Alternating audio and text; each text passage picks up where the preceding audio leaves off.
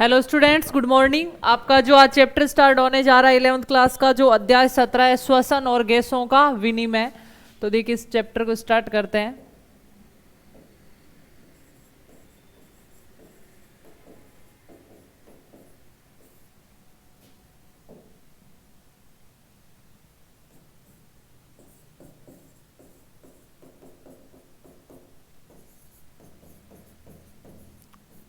श्वसन और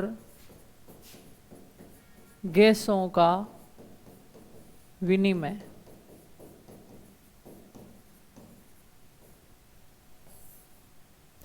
देखिए स्टूडेंट्स, इसके अंदर हम पढ़ेंगे कि मानव शरीर के अंदर श्वसन प्रक्रिया है वो किस प्रकार की होती है। पिछले चैप्टर, पिछली जो आपकी यूनिट थी, इसके अंदर हमने पढ़ लिया था कि पादपों के अंदर श्वसन प्रक्रिया कैसे होती है। उसमें कुछ चक्र देखे थे हमने। और अब हम देखेंगे कि मनुष्य के अंदर श्वसन की प्रक्रिया है वो किस प्रकार की होती है। मानव शरीर के किस अंग में श्वसन प्रक्रिया होती है, उसमें कौन कौन से सहायक अंग होते हैं। और सबसे पहला पॉइंट तो हम ये देखेंगे कि श्वसन प्रक्रिया में मानव द्वारा कौन सी गैस ली जाती है और कौन सी गैस का उत्सर्जन किया जाता है। जैसा कि मैंने पादप जगत में जब हमने श्वसन पढ़ा था तो मैंने आपको बताया था कि पादप श्वसन प्रक्रिया में ऑक्सीजन गैस लेते हैं, कार्बन डाइऑक्साइड गैस निकालते हैं। तो मनुष्य भी यही बात करता है, और श्वसन में ऑक्सीजन लेता है और कार्बन डाइऑक्साइड निकालता है। चाहे कोई भी जीव हो, अगर वो वायवीय श्वसन करेगा तो वो ऑक्सीजन गैस लेगा और कार्बन डाइऑक्साइड गैस उत्सर्जित करेगा। तो ध्यान रखना, चाहे मनुष्य हो चाहे पौधा हो, श्वसन प्रक्रिया में हमेशा ही वो ऑक्सीजन गैस लेंगे और कार्बन डाइऑक्साइड गैस का उत्सर्जन करेंगे। लेकिन पादप प्रकाश संश्लेषण प्रक्रिया में कार्बन डाइऑक्साइड गैस लेता है और ऑक्सीजन गैस को उत्सर्जित करता है।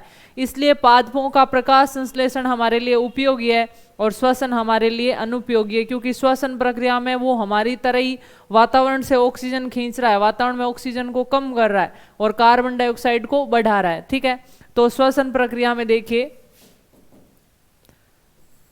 शरीर में होने वाला गैसीय आदान प्रदान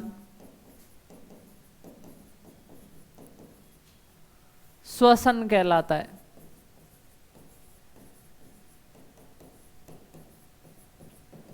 नेक्स्ट पॉइंट,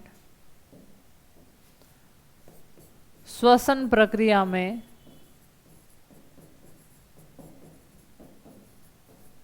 मानव द्वारा ऑक्सीजन गैस ली जाती है तथा कार्बन डाइऑक्साइड गैस का उत्सर्जन किया जाता है। कार्बन डाइऑक्साइड गैस का उत्सर्जन किया जाता है। ठीक है, तो श्वसन प्रक्रिया में मानव द्वारा ऑक्सीजन गैस ली जाएगी और कार्बन डाइऑक्साइड गैस का उत्सर्जन किया जाएगा। मानव में श्वसन की प्रक्रिया जिन अंगों में होती है उसमें उन्हें क्या बोला जाता है, फेफड़े या लंग्स। तो मानव में श्वसन प्रक्रिया फेफड़ों में संपन्न होती है।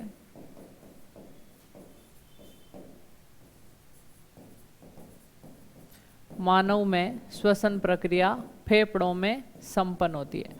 फिर हम देखेंगे कि मनुष्य के अंदर श्वसन मार्ग कौन सा है, श्वसन पथ कौन सा है।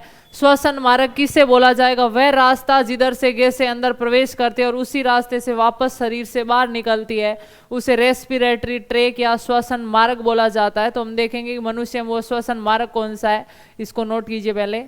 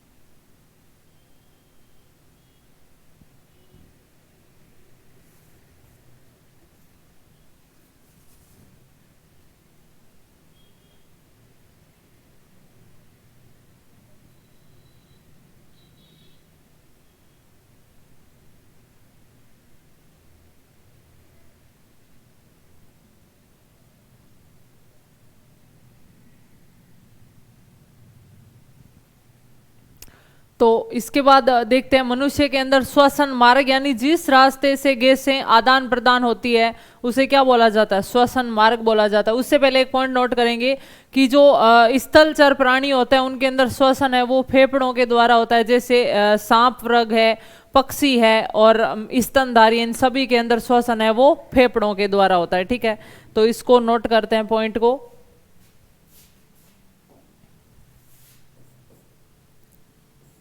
स्तनधारी सरीसृप तथा पक्षियों में श्वसन प्रक्रिया फेफड़ों द्वारा होती है।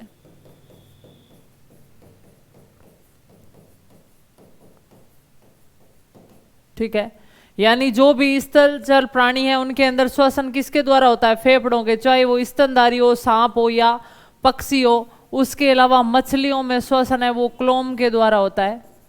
मछलियों में श्वसन गिल्स या क्लोम द्वारा।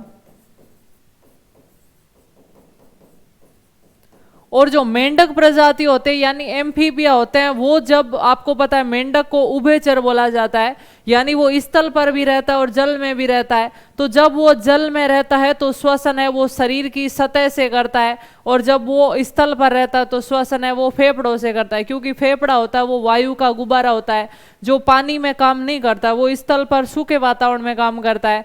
तो मेंढक जब स्थल पर रहता है तो फेफड़ों से श्वसन करता है, और जब पानी में रहता है तो शरीर की सतह से श्वसन करता है। तो देखिए नेक्स्ट पॉइंट, मेंढक प्रजाति या रेप्टाइल्स, सॉरी एम्फीबिया,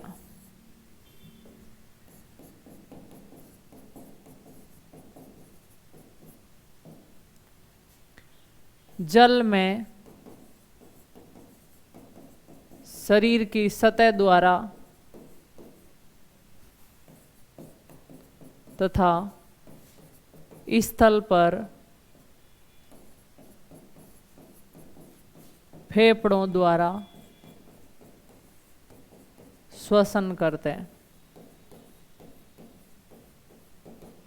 ठीक है, आया समझ में पॉइंट? तो नोट कर लीजिए इसको।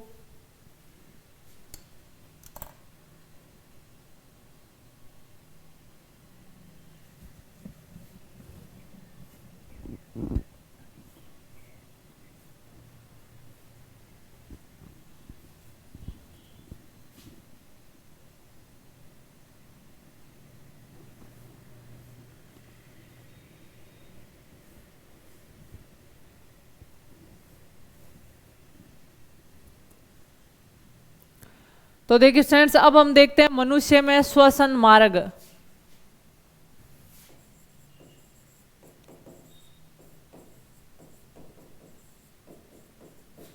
रेस्पिरेटरी ट्रैक,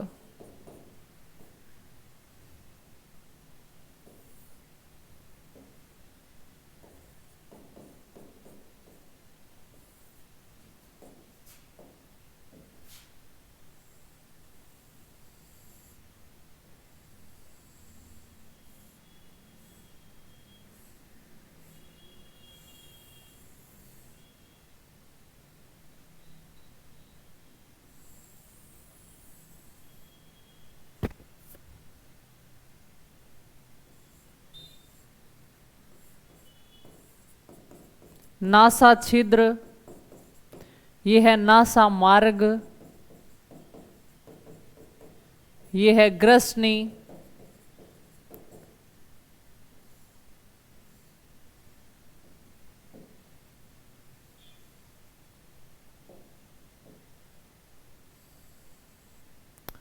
ये है कंठ, ये है श्वास नली,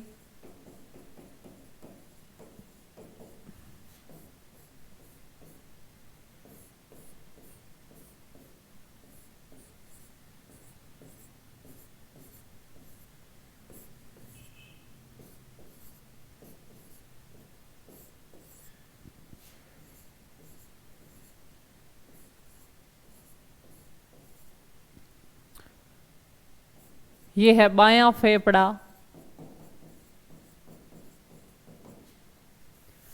ये है दायां फेफड़ा,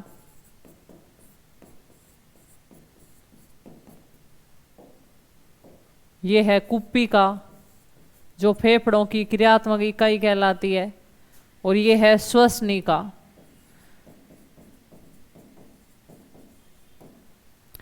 देखिए स्टूडेंट्स, मनुष्य में श्वसन मार्ग क्या है? सबसे पहले श्वास कहाँ प्रवेश करता है? नासा छिद्र में।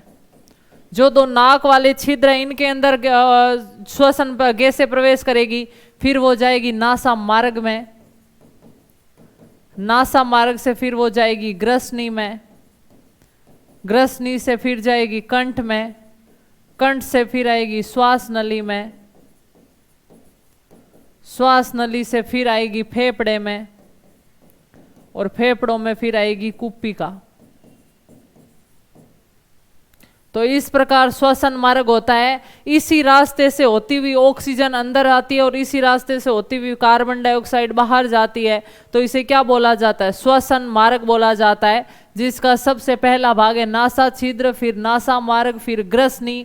ये वो वाला भाग है जहाँ से भोजन भी गुजरता है और श्वास भी गुजरता है, इसलिए ग्रसनी को कहा जाता है कि वो ऐसा भाग है जो भोजन और श्वास दोनों के लिए कॉमन है, यानी यहाँ से भोजन भी गुजरेगा और श्वास भी गुजरेगा।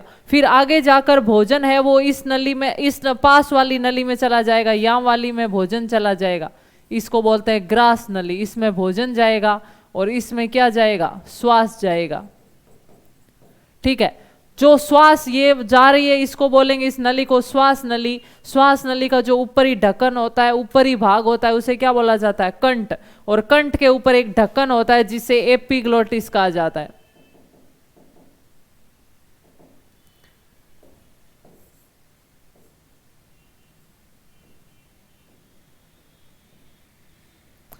ये जो आपको ढक्कन दिखाई दे रहा है, ये कंठ का ढक्कन क्या कहलाता है? एपिग्लोटिस।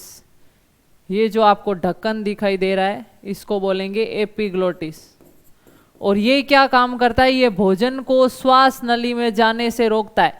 देखिए यहाँ पर ये भोजन वाली नली और ये श्वास वाली नली है, तो ये ढक्कन किसके ऊपर लगा हुआ है? ये ढक्कन अभी खुला है, लेकिन लगेगा किसके ऊपर? कंठ के ऊपर लगेगा, इस नली को ढक देगा। कब ढकेगा? जब इस रास्ते से भोजन भी आया और श्वास भी आया। तो अगर इस भोजन को जैसे ही निकलेंगे तो ये श्वास नली को ढक देगा, तो भोजन फिर किस में चला जाएगा? श्वास नली के अंदर चला, भोजन ग्रास नली में चला जाएगा और श्वास नली को ढक देगा। तो ध्यान रखना, श्वास नली का ऊपरी भाग क्या कहलाता है? कंठ कहलाता है। और कंठ का ढक्कन क्या कहलाता है? एपिग्लोटिस। एपिग्लोटिस का काम क्या है? भोजन को श्वास नली में जाने से रोकना। फिर ये जो श्वास नली है ये कई उपास्थि छल्लों से मिलकर बनी होती है। ठीक है, और श्वास नली जब दोनों फेफड़ों में जाकर आगे बढ़ जाती है तो इसकी जो शाखाएं होती है उन्हें क्या बोला जाता है? श्वसनिका बोला जाता है। बायां फेफड़ा और दायां फेफड़ा, बायां फेफड़ा दाएं फेफड़े से थोड़ा सा छोटा होता है, क्योंकि ये अपनी साइड यहाँ पर हृदय को जगह देता है, इसलिए ये थोड़ा सा छोटा होता है। प्रत्येक श्वसनिका के अंत में एक एक मोती जैसी आपको संरचना दिखाई दे रही है, जिन्हें क्या बोला जाता है? कुप्पिका। और कुप्पिका ही फेफड़ों के अंदर सारी गैस या आदान प्रदान का काम करती है रक्त के साथ, इसलिए कुप्पिका को फेफड़ों की क्रियात्मक इकाई कहा जाता है। तो ये सब पॉइंट हम लिखेंगे, पहले इस डायग्राम को नोट कर लीजिए।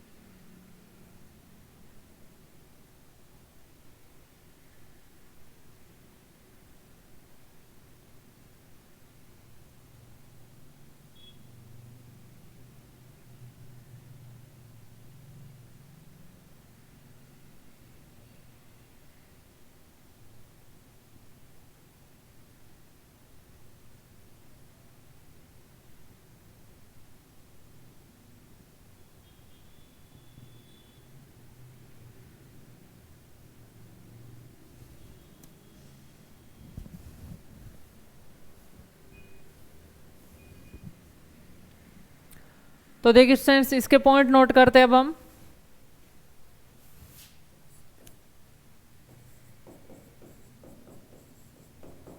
नासा छिद्रों द्वारा गैसें शरीर में प्रवेश करती है।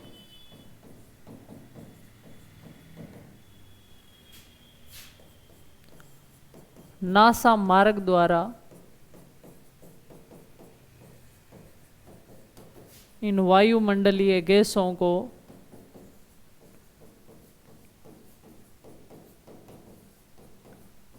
छाना और शुद्ध किया जाता है।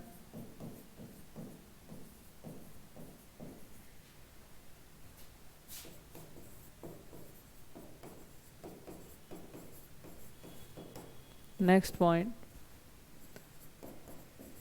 नासा मार्ग में उपस्थित स्नीडेरियन झिल्ली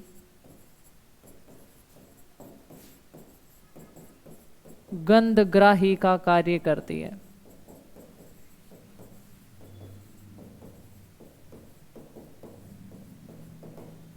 नेक्स्ट पॉइंट,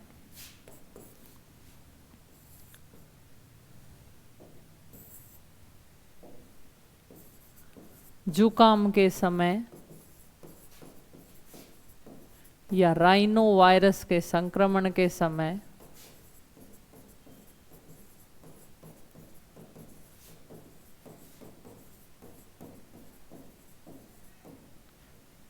स्नीडेरियन झिल्ली में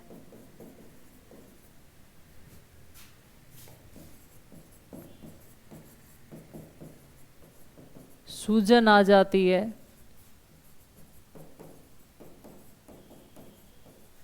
जिसके कारण गंध का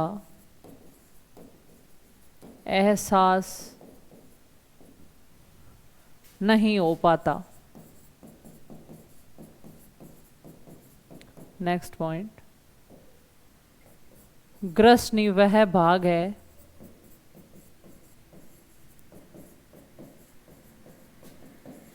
जहां से भोजन और श्वास दोनों गुजरते हैं।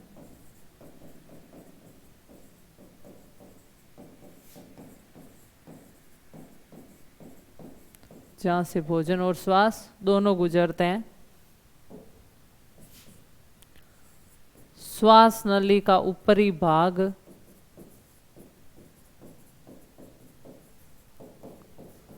कंठ कहलाता है।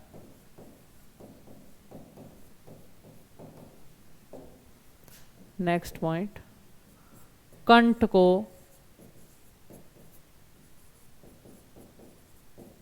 ध्वनि उत्पादक अंग या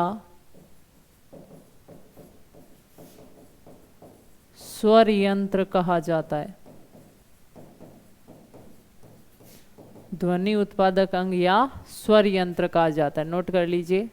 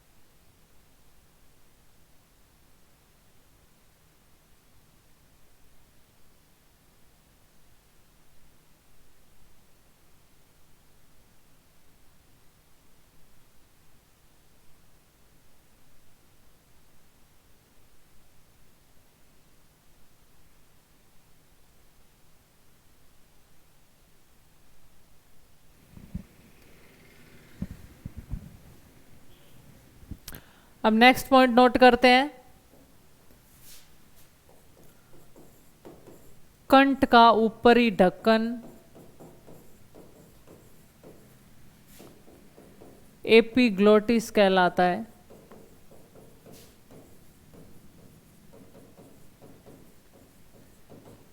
नेक्स्ट पॉइंट, एपिग्लोटिस भोजन को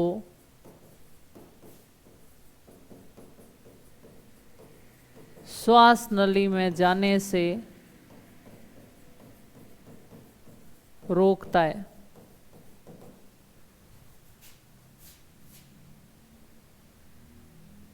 नेक्स्ट पॉइंट, श्वास नली आगे जाकर दोनों फेफड़ों में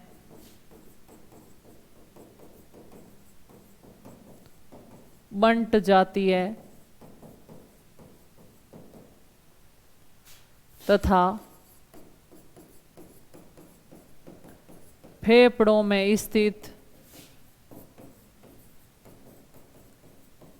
श्वास नली की शाखाएं फेफड़ों में स्थित श्वास नली की शाखाएं श्वसनिका कहलाती है। श्वसनिका कहलाती है। नेक्स्ट पॉइंट, प्रत्येक श्वसनिका के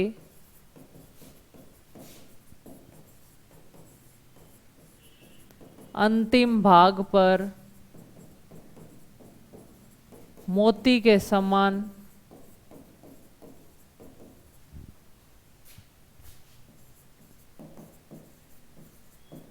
संरचनाएं पाई जाती है जिन्हें कुप्पिका कहते हैं।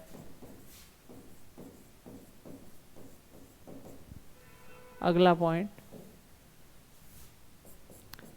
कुप्पिका को फेफड़ों की क्रियात्मक इकाई कहा जाता है।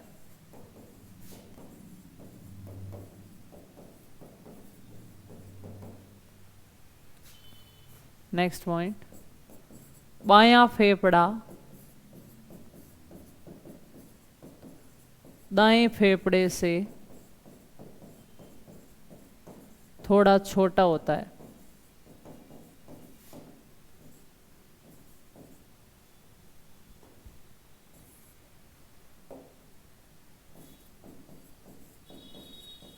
क्योंकि यह अपनी तरफ हृदय को जगह देता है। क्योंकि यह अपने तरफ हृदय को जगह देता है। नोट कर लीजिए।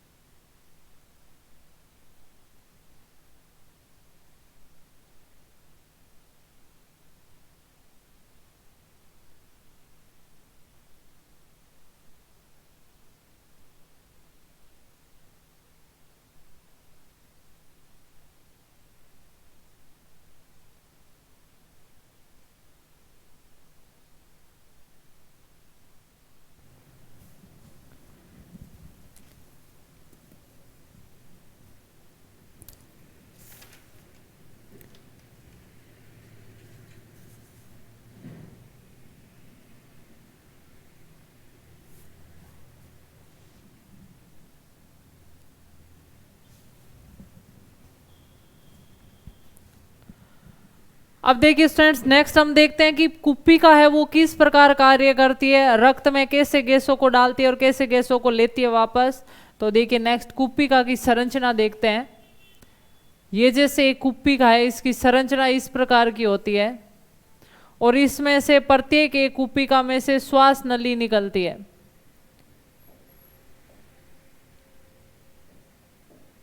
ये कुप्पिका है और प्रत्येक कुप्पिका में से क्या निकलेगी, श्वास नली। जैसे देखिए ये फेफड़ा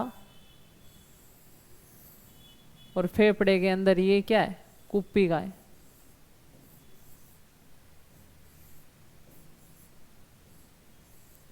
प्रत्येक कुप्पिका में से एक श्वास नली निकलती है।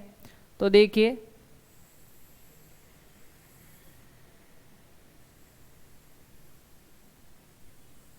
ये श्वास नली कहां से आती है, शरीर के अंगों से आती है, शरीर के ऊतकों से आती है। अब जब ये रक्तवाहिनी है ये शरीर के ऊतक से आएगी तो शरीर के ऊतकों में कौन सी गैस ज्यादा उत्पन्न होती है, कार्बन डाइऑक्साइड। तो इस रक्त में कौन सी गैस मिली हुई की, कार्बन डाइऑक्साइड। ये कार्बन डाइऑक्साइड रक्त में उपस्थित हीमोग्लोबिन के साथ चिपक जाती है और ये हीमोग्लोबिन, ये रक्त है वो रक्त को लेकर आता है फेफड़ों में। तो फेफड़ों में कुप्पिका क्या करती है, इसमें से कार्बन डाइऑक्साइड गैस को तो निकाल देती है और इसमें कौन सी गैस को डाल देती है, ऑक्सीजन गैस को इसके अंदर डाल देती है। अब ये हीमोग्लोबिन वापस किसको लेकर जा रहा है, ऑक्सीजन गैस को लेकर जा रहा है और किसको ले जाकर देगा, वापस शरीर के ऊतकों को दे देगा। फिर शरीर के ऊतकों में ऑक्सीजन गैस को प्रयुक्त किया जाएगा और कार्बन डाइऑक्साइड उत्पन्न होगी, उसको वापस रक्त में डाल दिया जाएगा। वापस रक्त कुप्पिका में आएगा, कुप्पिका इसमें ऑक्सीजन डालेगी और कार्बन डाइऑक्साइड को निकालेगी। तो इस प्रकार ये प्रक्रम है वो चलता रहता है। तो कुप्पिका ने महत्वपूर्ण रूप से कार्य किया, इसलिए कुप्पिका को क्या बोला जाता है, फेफड़ों की क्रियात्मक इकाई। अब देखिए कुप्पिका ऑक्सीजन कहाँ से ला रही है, हमने श्वास लिया था तो श्वास में हमने ऑक्सीजन गैस कहाँ से प्रवेश करी, नासा छिद्र, नासा मार्ग, ग्रसनी, श्वास नली, श्वास नली में श्वसनिकाएं और कुप्पिका तक ऑक्सीजन गैस आई। यहाँ से जो कार्बन डाइऑक्साइड गैस उत्पन्न होगी वो इसी रास्ते से वापस शरीर से बाहर चली जाएगी। तो इस प्रकार श्वसन की प्रक्रिया है वो पूर्ण होती है। तो कुप्पिका के पॉइंट लिखते हैं, कुप्पिका रक्तवाहिनी में ऑक्सीजन गैस डालती है तथा कार्बन डाइऑक्साइड गैस निकालती है।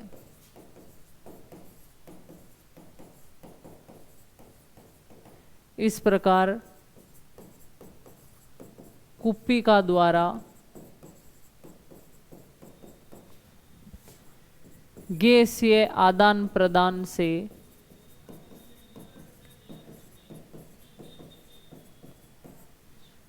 रक्त का शुद्धिकरण किया जाता है, रक्त का शुद्धिकरण किया जाता है। ठीक है, next point, oxygen gas haemoglobin से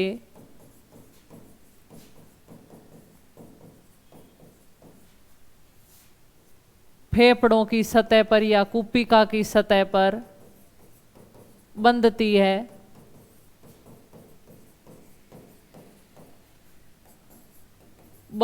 है तथा ऊतकों में हीमोग्लोबिन से अलग हो जाती है,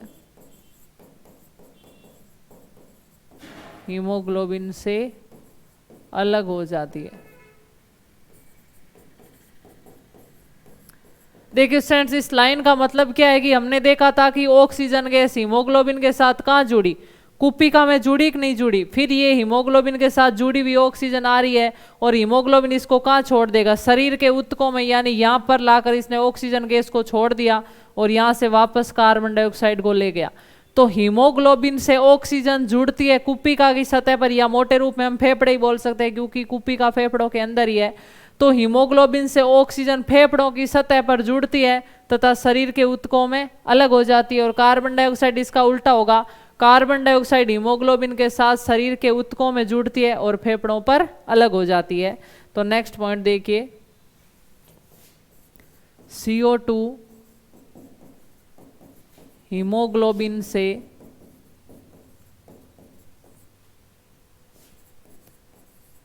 ऊतकों की सतह पर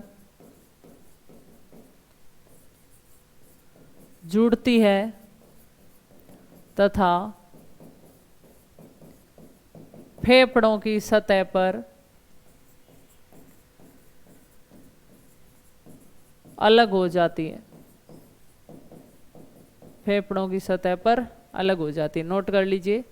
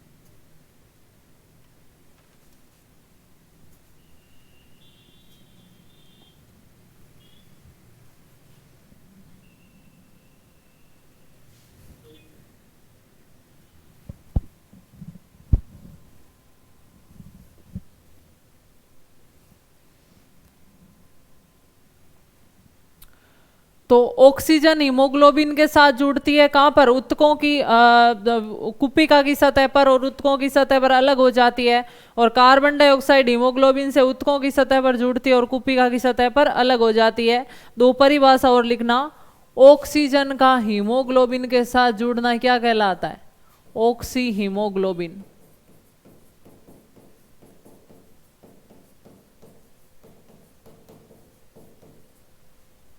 और कार्बन डाइऑक्साइड का हीमोग्लोबिन के साथ जुड़ना क्या कहलाता है, कार्बमिनो हीमोग्लोबिन। ये इसे कार्बोक्सी हीमोग्लोबिन भी बोला जाता है। नोट कर लीजिए।